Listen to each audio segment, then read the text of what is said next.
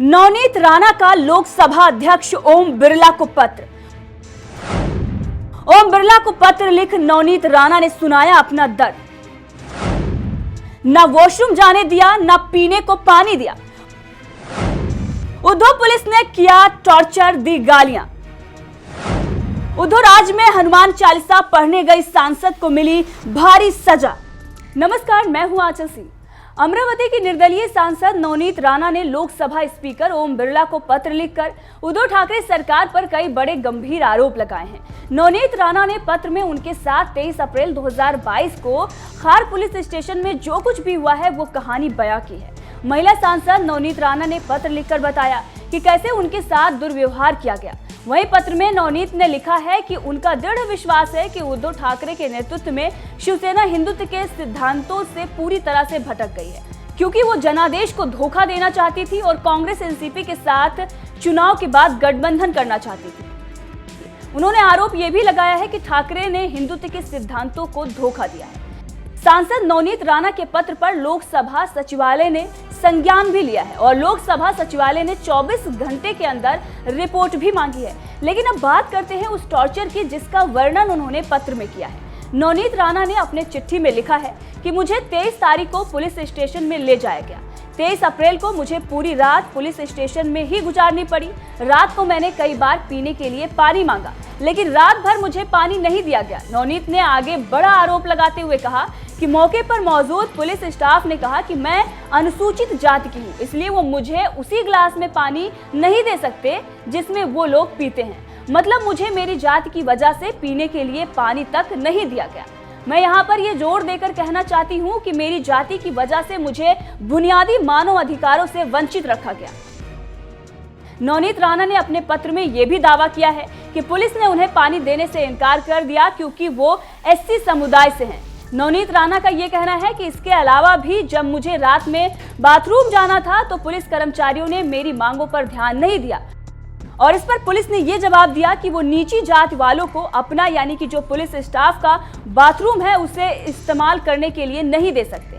मुझे फिर से गंदी भाषा में गाली भी दी गई। नवनीत राणा को ना पीने का पानी मिला और ना ही उन्हें वॉशरूम जाने दिया गया, साथ ही गाली गलौच भी किया गया। ये सभी दावे नवनीत राणा की तरफ से उस पत्र में किए गए हैं। वहीं आपको बता दें कि इस बात का जिक्र महाराष्ट्र के पूर्व मुख्यमंत्री और नेता प्रतिपक्ष देवेंद्र फडणवीस ने भी किया है। हम आपको उनका बयान भी सुनाते हैं। उससे पहले आपको बता दें कि फिलहाल नवनीत राणा अभी भाईखला महिला जेल में 14 दिन की न्यायिक हिरासत में है। सुनिए देवेंद्र फडणवीस ने नवनीत राणा को लेकर क्या कुछ कहा है। एक विधायक इंडिपेंडेंट और एक सांसद इंडिपेंडेंट, ये लोग इतना ही अनाउंस करते हैं कि मुख्यमंत्री जी के निवास स्थान के सामने जाकर हम हनुमान चालीसा बोलेंगे तो उनके ऊपर कार्रवाई की जाती है। मेरा सवाल यह है कि हनुमान चालीसा महाराष्ट्र में नहीं बोली जाएगी तो क्या पाकिस्तान में बोली जाएगी? इतना हनुमान चालीसा से इनको नफरत क्यों है? और सबसे बड़ी बात यह है कि एक महिला को नामोहरम करने के लिए, एक महिला को पस्त करने के लिए हजारों लोगों को इकट्ठा किया जाता है, आने जाने वाले के ऊपर हमला किया जाता है, उनके घर में पुलिस भेजकर उनको अरेस्ट किया जाता है। और इसमें आश्चर्य की बात यह है कि राजद्रोह का, देशद्रोह का, सिडिशन का आरोप उनके ऊपर लगाया जाता है। अगर हनुमान चालीसा बोलना ये देशद्रोह होगा, ये राजद्रोह होगा, तो हम में से हर व्यक्ति ये राजद्रोह करेगा। हम सारे के सारे हनुमान चालीसा बोलेंगे और अगर सरकार में हिम्मत है तो सरकार हमारे ऊपर राजद्रोह का गुनाह लगाकर दिखाए। लेकिन ये बात यहां तक नहीं रुकती है। इल्लीगली उनको अरेस्ट तो किया ही जाता है। इस प्रकार के अलग अलग गुनाह तो लगाए जाते ही है। लेकिन अभी अभी जो खबर आई है, उनको पुलिस कस्टडी में मिसट्रीट किया गया, उनको नीची जात का बच्चा बताकर उनके साथ दुर्व्यवहार किया गया। उनको पीने का पानी तक नहीं दिया गया। एक महिला सांसद को वॉशरूम जाने के लिए भी परमिशन नहीं दी गई। इस प्रकार से बदले की भावना से महाराष्ट्र में इससे पहले हमने कभी कार्रवाई नहीं देखी।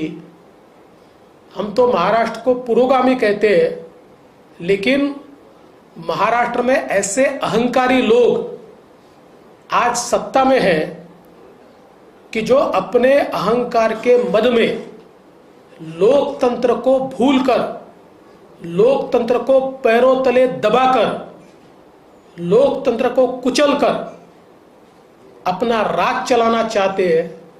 मैं उनको चेतावनी देना चाहता हूं, हम संघर्ष करेंगे, हम डरते नहीं हैं।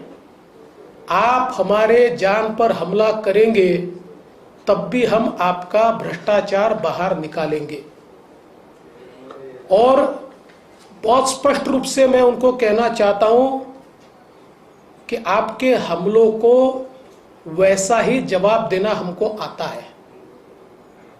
जिस प्रकार से आप हमारे साथ व्यवहार कर रहे हैं, आप तो पुलिस के भरोसे कर रहे हैं, पुलिस को साथ में लेकर कर रहे हैं, लेकिन हम वैसे ही जवाब देंगे। हम लोकतंत्र में विश्वास रखते हैं, इसलिए हम चुप हैं। लेकिन अगर पुलिस भी सरकार के साथ मिलकर हमारे ऊपर हमला करेगी तो ये समझ लेना चाहिए कि केरल में और बंगाल में हमारे सैकड़ों लोग मार दिए, फिर भी हमारा आवाज कोई दबा नहीं पाए। हम चुप नहीं बैठे, हम संघर्ष करें। तो महाराष्ट्र है, छत्रपति शिवाजी महाराज की भूमि है और यहां हमारी ताकत भी उतनी है। और इस प्रकार का जो दुर्व्यवहार इस सरकार की ओर से हो रहा है, ऐसे समय हम गृह मंत्री की बैठक में नहीं जा सकते, इसलिए हम नहीं गए। जहां तक लाउड स्पीकर का सवाल है, हमारी भूमिका स्पष्ट है। सुप्रीम कोर्ट और हाई कोर्ट के आदेशों का पालन होना चाहिए।